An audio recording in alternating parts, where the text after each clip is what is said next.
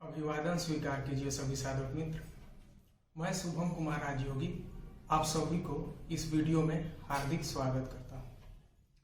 मैं गुरुदेव प्रदीप कुमार राजयोगी और गुरु माता राजकुमारी को सबसे पहले धन्यवाद करना चाहूँगा कि उन्होंने मुझे आज मौका दिया है कि मैं स्वयं को आज आपके समक्ष प्रस्तुत कर सकूं और आपसे बातचीत कर सकूं। तो इस वीडियो को आप सब मेरा शपथ पत्र समझिए और आज इसी क्षण मैं आप सबके समक्ष ये वादा लूंगा कि मैं आजीवन गुरुदेव और गुरु माता का सेवा करूंगा और उनके प्रत्येक सभी जिम्मेवारियों पे 100% खरा उतरूंगा। मुझे बहुत प्रसन्नता है कि गुरुदेव योगी जी और गुरु माता मुझे सभी प्रकार के ज्ञान और प्रशिक्षण दे रहे हैं और मैं इसका भली भांति प्रशिक्षण और इस पर शोध खोज कर रहा हूँ और इसका अभ्यास भी कर रहा हूँ। वर्तमान समय में गुरु जी और गुरु माता का बहुत ज़्यादा व्यस्तता बढ़ गई है। इस कारण उन्होंने मुझे कई जिम्मेवारियां सौंपी है जिसको मैं भली भांति पालन करने का प्रयास कर रहा हूँ और जिसके लिए आप सभी मुझसे संपर्क कर सकते हैं।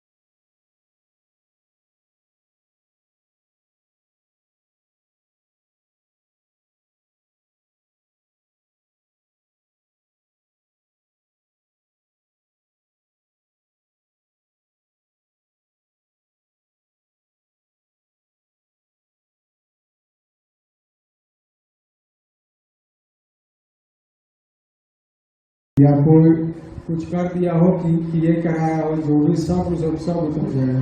अगर घर का नजर दोस्त तो उसको कैसे उतारेंगे? वही ना है, उसको भी खत्म कर देंगे। घर पे भी घुमाते हैं। अच्छा, घर पर उसका एक ही उपाय है कि बगलामुखी का जो हवन किया है ना, जैसे 10,000 जप का भी किया है, तो बगलामुखी का जो राख है ना, उसको गंगा जल में डाल करके उसमें तुलसी का भी पत्ता डाल दीजिए और उसका छिड़काव कर दीजिए घर में, तो उससे सारा निगेटिविटी खत्म हो जाएगा। अब इसमें है कि जितना ज्यादा जॉब संख्या रहेगा उतना ही ज्यादा वो प्रभावी होगा आपका। तो आगे लिखिएगा, कवच समाप्त होने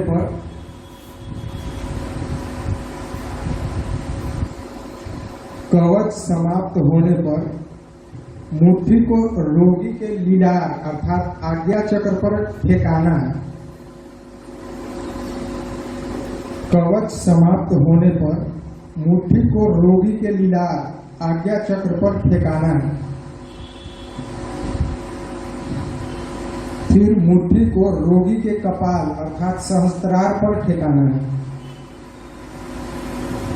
इस तरह से करेंगे, इस तरह से ठेकाना है, फिर इस तरह से कुछ देर रुकना है, फिर इस तरह से ठेकाना है।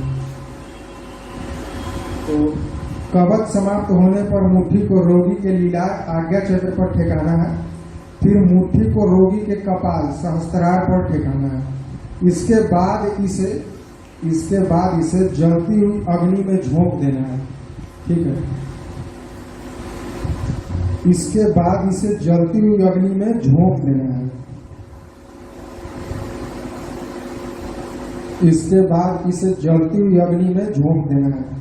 अग्नि जलाने के लिए किसी भी लकड़ी या जो गांव में मिलता है गोईठा जिसको बोलते हैं उसका भी इस्तेमाल कर सकते हैं आप लोग। अग्नि जलाने के लिए किसी भी लकड़ी या गोईठा का इस्तेमाल कर सकते हैं। उसको काऊ डंग केक बोलते हैं।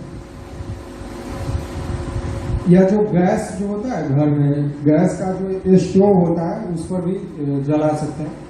तो उसमें कि जो छेद रहता है वो जाम हो जाएगा, तो ध्यान से देखिएगा उसमें, क्योंकि राई भी तो रहेगा ना,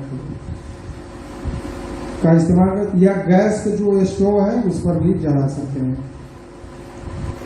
बस इतना ही करना है, सारे रोग दोष समाप्त हो जाएंगे और पीड़ित जो है वो तत्काल नॉर्मल हो जाएगा। इस प्रयोग को कीजिए आप लोग। ये देखने में सरल सा प्रयोग है, लेकिन इसका जो है प्रभाव एकदम जबरदस्त है।